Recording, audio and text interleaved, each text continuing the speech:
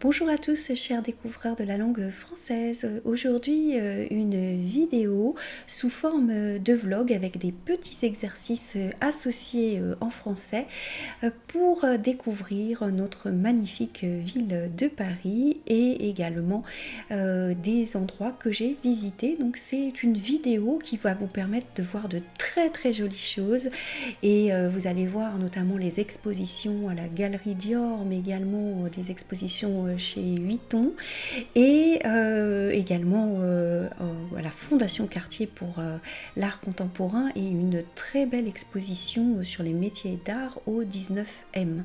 Bien sûr, comme c'est une chaîne pour apprendre le français, il y aura un support pédagogique et puis des petits exercices que je vais mettre dans la vidéo. Alors regardez bien les chapitres.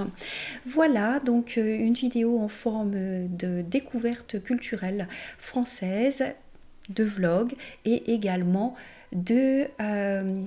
d'exercices en ligne avec des corrigés. Donc vous faites l'exercice, ensuite il y a une petite attente et après vous avez la réponse. Et puis comme d'habitude, toujours un petit support écrit que vous retrouverez. Je vous mettrai le lien dans les commentaires.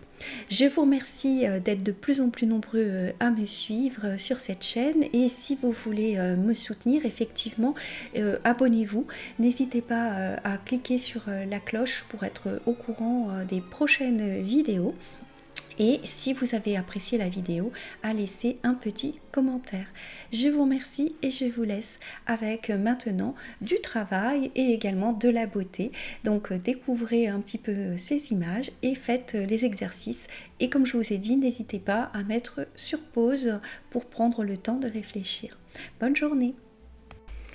Alors, nous allons commencer cette vidéo donc en découvrant ce premier jour de ce week-end parisien. Alors, j'y suis allée pendant le week-end de la Saint-Valentin, donc Paris, ville de l'amour. Donc, voici le jour 1, la visite de la Galerie Dior, donc la collection Dior d'Asdine Alaya. Moi, j'ai visité cette exposition. C'était ma première exposition lorsque je suis venue à Paris pendant ce week-end et là, j'ai été vraiment bluffée, des étoiles dans les yeux. Regardez ces magnifiques robes. Alors c'est que le début, vous allez voir, dans l'exposition il y a encore vraiment des pépites, des choses merveilleuses. Alors des robes un peu plus classiques, mais les voir de près, de voir les étoffes, de voir les tissus, c'est vraiment quelque chose de magnifique. Et donc c'est vraiment une sortie que je vous recommande et l'intérêt de cette exposition, comme je vous le dis depuis tout à l'heure, découvrir une collection magnifique, voir de près des modèles qui sont collectionnés par Asdine Alaya qui était un grand couturier et qui avait un très bon goût, vous allez le voir, et en savoir plus sur la vie de Christian Dior. Vous avez toute une partie qui est consacrée à Christian Dior, à son enfance, à ses origines, et moi je vous dis, voir de près les étoffes, les tissus, voir de près les robes, c'est vraiment intéressant. Et puis bien sûr, c'est visiter l'une des plus belles galeries consacrées à un grand couturier. On en a vraiment plein les yeux, comme on dit en expression idiomatique. On est vraiment ébloui. Allez-y. Alors, encore une fois, ici, vous avez des modèles vraiment magnifiques qui nous plongent dans une autre époque. On se croirait au 19e siècle. Il y a vraiment un bal et en même temps, on voit que c'est une sorte de jardin onirique. En arrière-plan, vous avez une maison. Alors, je ne vous dis pas tout, vous découvrirez ça en venant visiter l'espace. Ici, on a d'autres modèles. Vous voyez, un autre genre de modèle. Pareil, de magnifiques robes. Ici des teintes rouges, je trouvais que c'était bien aussi de voir la couleur. Alors l'intérêt de cette exposition, c'est plus de 600 pièces qui sont présentées, c'est une exposition très riche qui permet d'avoir accès à un panorama complet de création. La créativité de Christian Dior, ses recherches, ses innovations, c'est bien expliqué dans des espaces où on va circuler agréablement. Il n'y a pas de bouchon, c'est-à-dire que vous allez avoir des gens qui se prennent en photo, forcément, c'est une exposition sur la mode, mais vous pouvez vous-même prendre en photo les modèles tranquillement. Vous pouvez circuler avec plaisir, on n'est pas les uns sur les autres, tout est bien organisé et c'est d'ailleurs pourquoi il y a un système de file d'attente et de réservation. Et par exemple une salle où on va vous présenter des nuanciers de tissus, on a vraiment le temps de découvrir cette salle, de lire les indications, de se plonger dans la réflexion. Et c'est une exposition, moi je dirais, qui est vraiment belle et relaxante. On va plonger au cœur de la beauté. Et vous allez voir là dans les photos que je fais, vidéos que je vais vous partager tout de suite, vous allez voir, il y a une scénographie mais vraiment merveilleuse. Et pour moi, c'est une exposition magique. Alors je ne suis pas en partenariat avec Dior du tout, hein. Je suis une simple visiteuse qui vous partage son expérience, et je peux vous assurer que vraiment j'ai adoré cette exposition, et vraiment si je retourne à Paris, j'essaierai d'y retourner parce que c'est vraiment exceptionnel. Alors là, je vous partage trois photos de modèles que j'adore, qui sont des modèles tout en blanc. C'est vraiment magnifique. Lorsque je suis rentrée dans cette salle qui était vraiment toute blanche, alors on passe d'abord par un espace qui représente un peu des jardins de nuit, et lorsque je suis rentrée dans cette salle avec ces modèles blancs, j'ai trouvé ça mais tellement délicat et tellement beau que je me suis dit il faut absolument que je partage ça avec les personnes qui me suivent sur la chaîne. Et c'est vraiment magnifique, c'est très fin. Et il y avait également une personne qui faisait une démonstration. J'ai pas eu le temps de voir, donc la personne présentait la manière de coudre et de coudre. Alors je pense que c'était une sorte de corset, je ne pourrais pas vous dire, mais en tout cas j'ai été vraiment trop éblouie par ces robes blanches, et qui sont vraiment d'une finesse d'exécution. Il faut les voir en vrai. Déjà en photo c'est très joli, mais alors en vrai on ressent la finesse d'exécution, et c'est vraiment une partie de l'exposition, vous voyez, j'en perds mes mots, c'est une partie de l'exposition qui m'a bluffée. Même si toute l'exposition est magnifique, le moment le plus extraordinaire, ce qu'on dit également le clou de l'exposition, eh bien ça reste ce théâtre de mannequins paré des plus belles robes dans une scénographie époustouflante. Je vous partage quelques photos. Si vous voulez voir ce moment en vidéo, n'hésitez pas à aller sur l'Instagram de notre chaîne YouTube. Vous allez voir, c'est vraiment exceptionnel.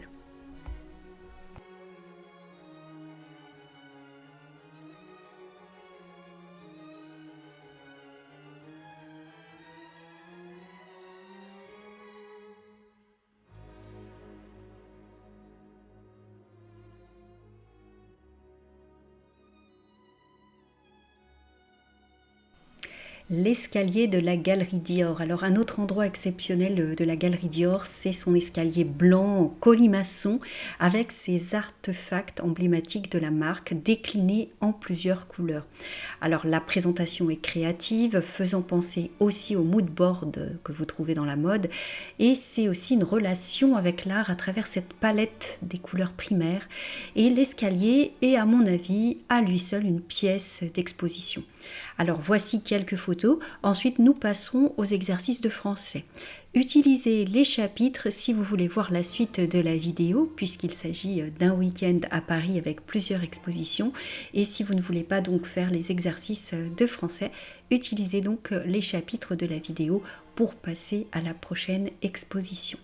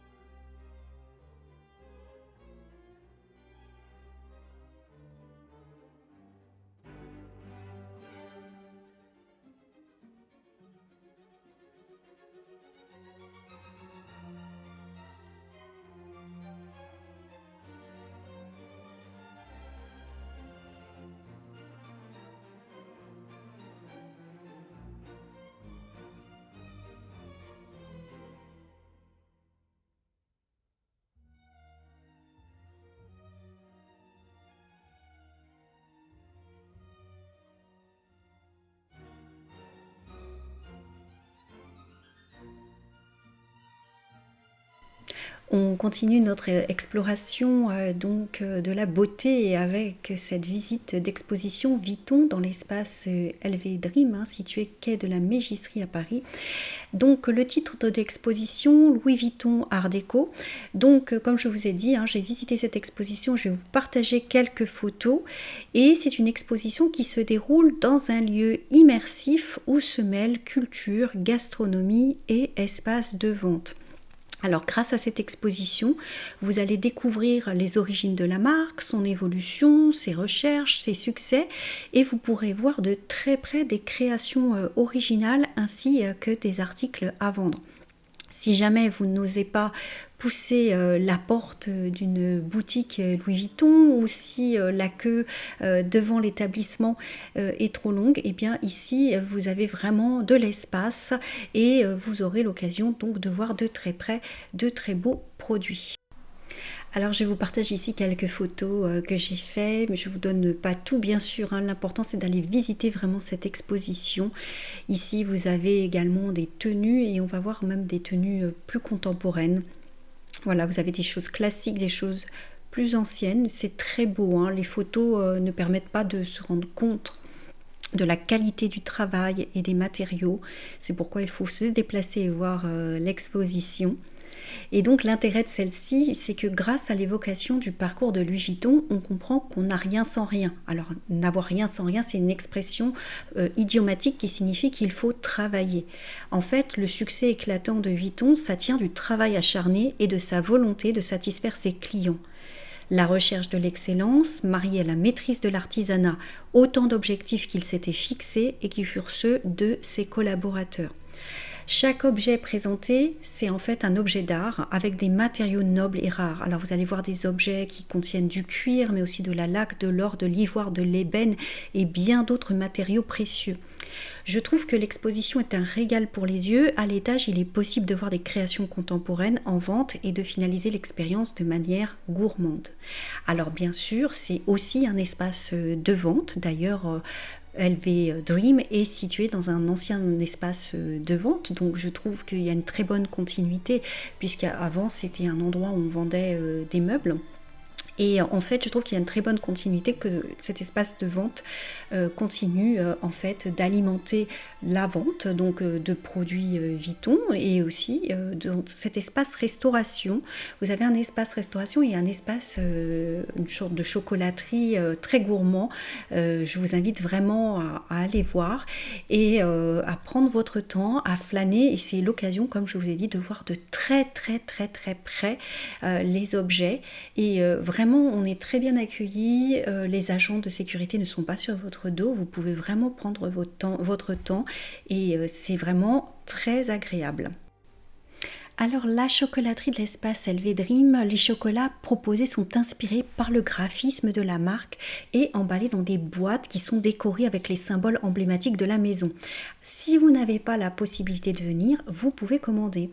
Alors nous allons voir maintenant en vidéo cet espace original et gourmand. Comme je vous l'ai dit, je ne suis pas en partenariat, donc j'ai vraiment filmé en mode vlog en tant que visiteuse ravie et les textes que je vous propose sont un peu élaborés car ce sont pour des personnes qui apprennent le français. Nous voici dans cette très belle chocolaterie de l'espace LV Dream. Vous voyez, en plus il y a des mâles iconiques. Vous voyez également toutes les créations inspirées par le design de Vuitton. La fleur stylisée. Voilà, des chocolats. Alors on a très envie de les manger. Il y en a pour tous les budgets, alors je ne vais pas dire que c'est bon marché, mais il y a de la qualité. Voilà, là, les initiales qui sont représentées. Également la fleur, vous voyez, en chocolat. Alors ça, c'est petits grooms que l'on voit dans l'exposition. Et il y a même un baby-foot Louis Vuitton. Voilà, un très joli baby-foot. Très chic.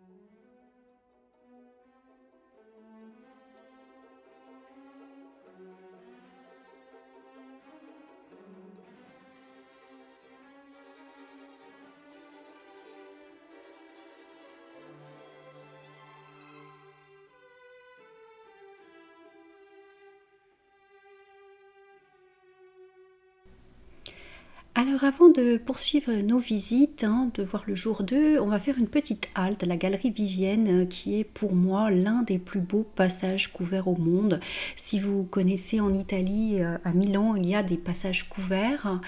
Également à Paris, vous avez donc cette galerie Vivienne et vous avez ici la référence de notre site, de notre compte Instagram plus précisément, où vous pouvez voir d'autres URL.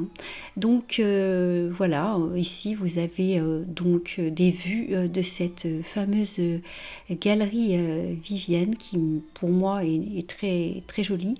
Et vous allez voir à un moment, je vais goûter une spécialité que vous connaissez tous quand on est à Paris, qui est le pain au chocolat et également un gâteau qui s'appelle le Mont Blanc, dont on parlait dans notre article sur Angelina, le salon de thé Angelina, sur notre site internet frenchdiscoveries.fr. Alors voilà l'endroit où j'étais, c'était le Valentin, et voilà le fameux Mont Blanc et le pain au chocolat, la petite pause gourmande.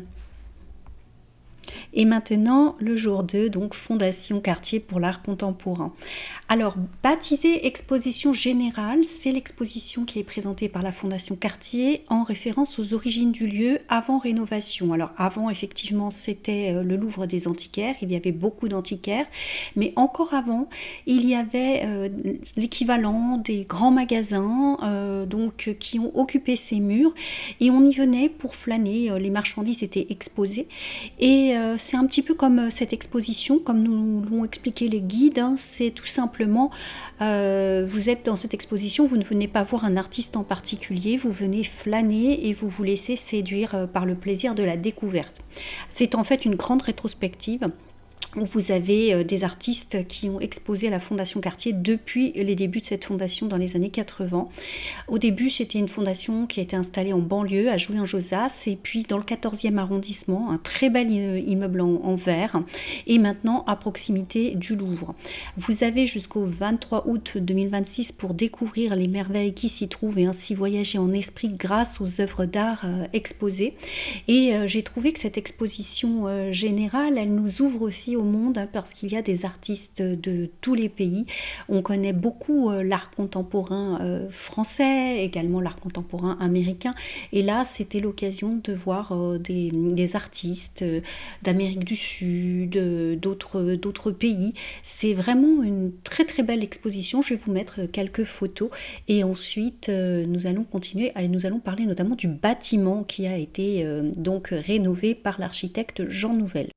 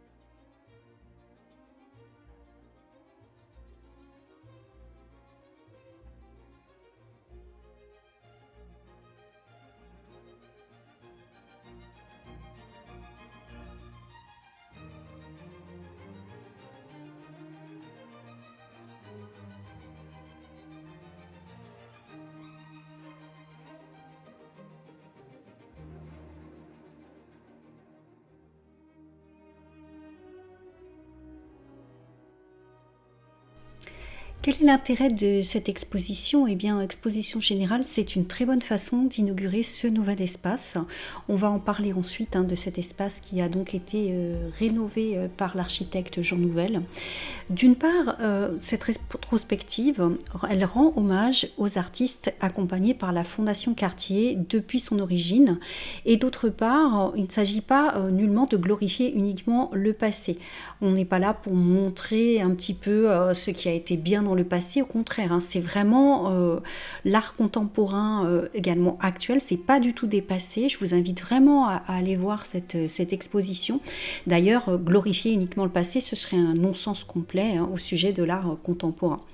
On pourrait discuter pendant des heures de savoir comment définir le contemporain, puisque par définition, ça vieillit très très vite le contemporain, puisque c'est toujours très évolutif et très rapide. Mais là, lorsqu'on va dans cette exposition, on voit vraiment quelque chose de très intéressant et au contraire, on n'est pas du tout dans quelque chose de passéiste.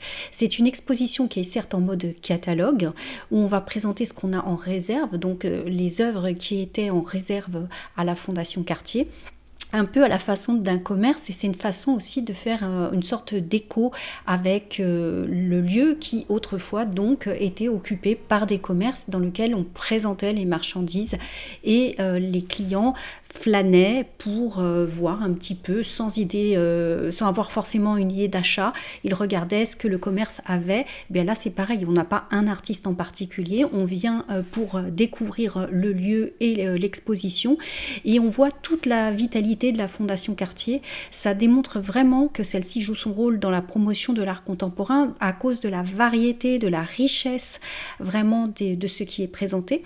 Et moi j'ai eu l'impression que c'était une sorte de cours d'histoire de l'art contemporain, et qu'on nous invitait à vraiment redécouvrir des œuvres de différentes époques, de différents pays qui utilisaient différentes techniques.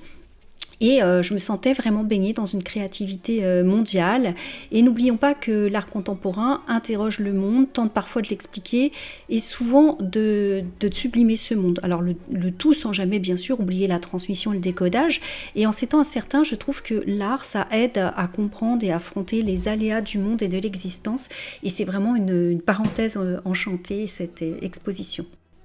Effectivement, lorsque nous avons flâné dans ces espaces, nous avons vu, comme annoncé par leur livret d'accueil, donc des cabanes, des chapelles, un sous-marin. Vous avez vu les photos que je vous ai partagées, un mur orange, il y avait des jardins intérieurs, des paysages réels et imaginaires. Il y avait aussi beaucoup d'architecture, car l'architecture est très importante pour la Fondation Cartier. Il y avait aussi des jeux vidéo avec notamment un espace dans lequel on suit une œuvre inspirée d'un jeu vidéo qui s'appelle Grand Theft Auto. En fait, on a 5 espaces qui sont explorés: machines d'architecture, être nature, un monde réel, making things, et pour finir une partie qui est consacrée aux expositions personnelles et collaboratives qui ont donc eu lieu à la Fondation Cartier. Personnellement, il nous a fallu 2 heures pour voir l'ensemble de cette exposition, mais je pense qu'on peut y rester tout l'après-midi, et on peut aussi se concentrer sur un ou plusieurs espaces. La librairie est particulièrement riche en ouvrages, alors c'est simple, on a envie de tout acheter, et c'est vrai que c'est quelque chose de très très bien disposé, donc on peut vraiment, je pense, revenir. On n'est pas obligé de tout consommer en une seule fois, un peu comme un magasin, vous voyez, où on est amené à revenir encore et encore. Donc c'est un petit peu le clin d'œil par rapport à l'occupation ancienne de ce lieu. Après l'ancêtre des grands magasins, il y avait la galerie des antiquaires dans ce lieu, et donc c'est un lieu où on achetait bien sûr des œuvres. Donc là j'ai trouvé vraiment très intelligent la façon de faire donc cette rétrospective, et également cette mise en abîme avec cet aspect commerce, et en même temps cet aspect présentation vraiment générale, un peu aussi comme autrefois, vous savez, quand il y avait ces grandes expositions universelles, on voyait des merveilles faites par tous les pays. Et bien là on voit toutes les merveilles de l'art contemporain.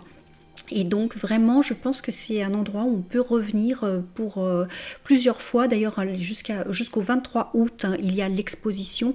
Donc vous pouvez facilement, si vous êtes parisien, c'est plus facile bien sûr que si vous êtes touriste, mais vous pouvez facilement revenir pour prendre votre temps. Et malgré que j'ai visité cette exposition un dimanche, il y avait quand même beaucoup de monde, ça reste quand même vivable, on circule, et justement, je pense que c'est dû au bâtiment, à la manière dont il est conçu. On va en parler. Je vais vous repartager encore quelques photographies que j'ai prises lors de cette visite, et ensuite on va parler du bâtiment.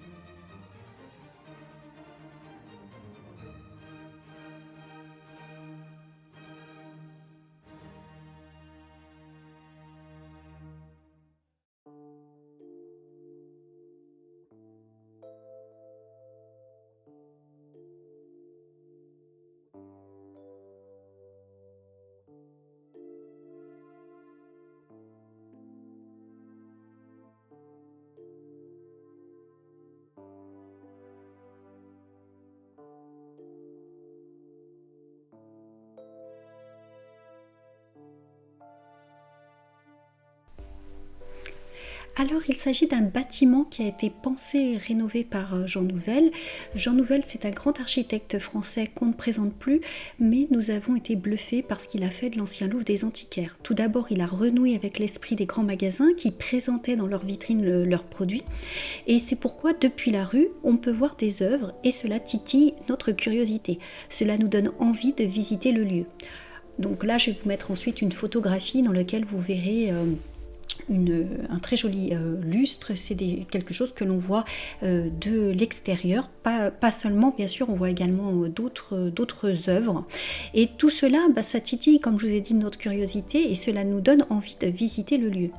Ensuite, Jean Nouvel a conçu des passerelles et des parties escamotables. Vous avez des guides dans le musée qui vont vous expliquer ça très bien. Je vous invite vraiment à assister à une des visites guidées qui dure 20 minutes, dans lequel on présente le bâtiment et également les œuvres.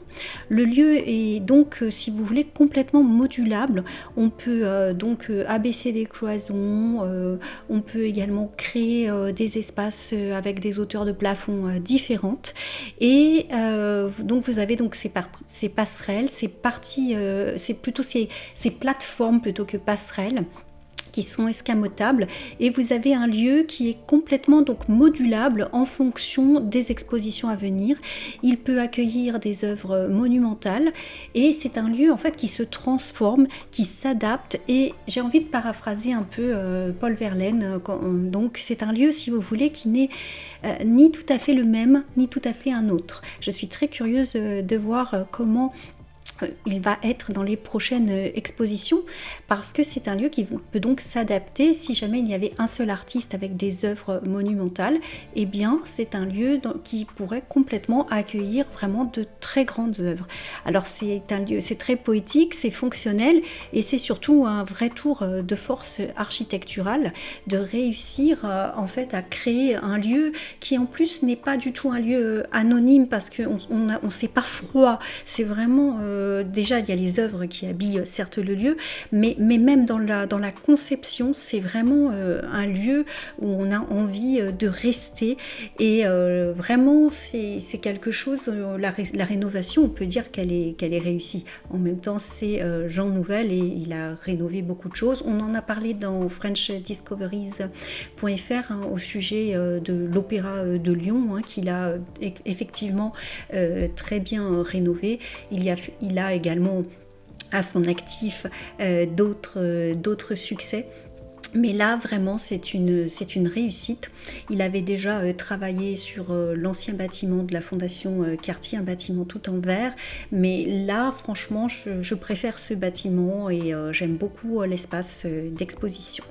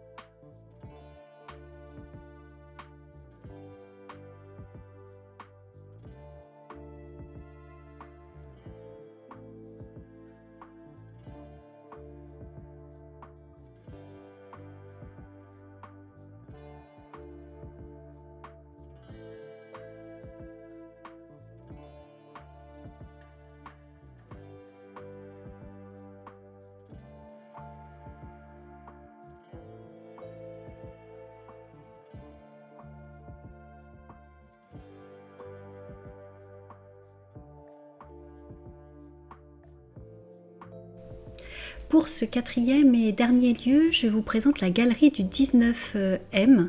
Donc c'est une exposition qui a retenu mon attention, l'exposition Beyond Our Horizon, qui se situe donc dans cette galerie et c'est une exposition de toute beauté. Alors elle est visible jusqu'au 26 avril 2026. Alors c'est une exposition qui a d'abord eu lieu à Tokyo pendant 3 semaines dans un hôtel. où vous aviez 5 artistes japonais. Donc je vous ai mis les noms: Momoko Ando, Yoichi Nishio, Shinichino Ogata, Kayo Tokuda et Asuka Yamashita. Pour une fois que je cite les noms des artistes, j'espère que je ne me trompe pas. Et donc l'inspiration de ces artistes japonais provient des 5 éléments suivants: la terre, l'eau, le feu, le vent et l'air. Les liens qui unissent la nature et la création sont mis en évidence. Alors c'est vrai que nous, dans notre conception occidentale, on a souvent la terre, l'eau, le feu et l'air, et on n'a pas le vent. Mais le vent est quelque chose de très important dans la culture asiatique. Et vous allez voir également dans cette exposition qu'il y a donc des sculptures, des céramiques, des textiles et des installations lumineuses qui nous plongent dans un univers où vous avez donc du savoir-faire. C'est très délicat, c'est vraiment très très beau avec beaucoup de minutie, et ces savoir-faire sont mis en avant, mais c'est pas en fait une ode à quelque chose de figé, c'est vraiment pour former un art vivant où vous allez avoir la coexistence en totale harmonie de tradition et d'innovation.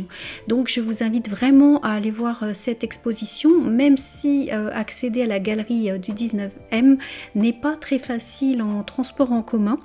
Ça vaut vraiment le coup de faire un effort, parce que cette exposition est vraiment très belle et très délicate. Elle a eu d'ailleurs un très grand succès jusqu'à présent, et je vais vous partager quelques photos que j'ai prises. Mais bien sûr, il faut toujours aller voir en vrai les expositions, aller voir le travail des artistes et découvrir les lieux, d'autant plus que dans la galerie du 19e, vous avez un espace très agréable pour déjeuner, mais aussi une librairie et un espace où se poser pour lire des journaux.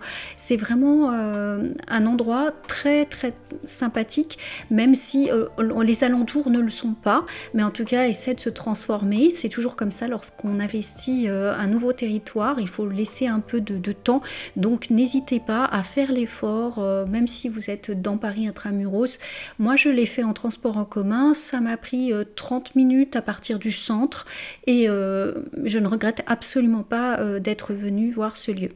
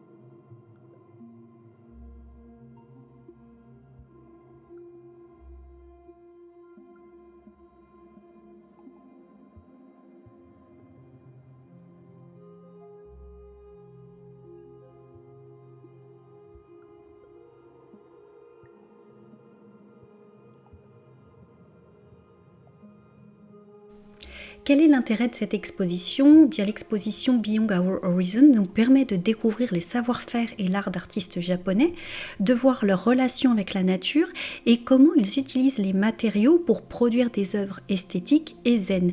Moi, c'est vraiment cette sensation de calme qui m'a frappée lorsque j'ai visité l'exposition. C'est beau, c'est calme, c'est harmonieux.